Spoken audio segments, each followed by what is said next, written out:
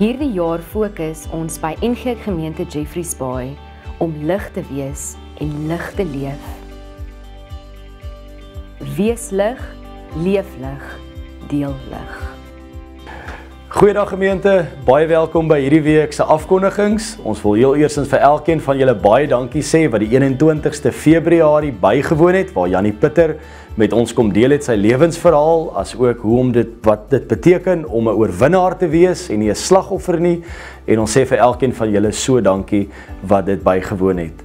Ons het dan op die 5de Maart het ons as Woensdag om 11 uur tot 1 uur by Dekama. Dieselfde tyd ook by Paradysstrand, en dan gaan ons ook die kapel inrig by die kompleks tussen daai tye om te kom stil word. En dit gaan ook met begeleiding wees om onsself ook in te stel vir lydenstyd, en elkeen van julle is ook genooi vir hierdie geleentheid. Ons het ook dan ons jonk kamp wat van die 14de tot die 16de Maart is. Indien jy graag meer wil inligting hê daaroor, kontak vir Nardus, stuur jou kind om ook deel van hierdie geleentheid ook te mag wees. Dames van Jeffreys Bay, die tyd is hier. Wêreldmiddag vir vroue 2025 is op 7 Maart om 9:30 hier by NG Jeffreys Bay in die Kompleks Campus. Hierdie jaar se tema: kyk, ek is wonderbaarlik geskep. Ons het met 'n paar vrouens gesels om te hoor hoekom hulle dink hulle wonderbaarlik geskep is. Ek is vriendelik. Ek dink ek is eiesoortig. Ek stel altyd ander mense voor myself. Ek is redelik geduldig.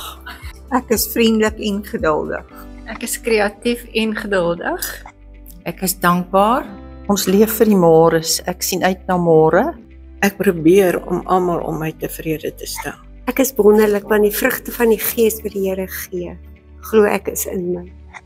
Die Here het ons almal uniek gemaak.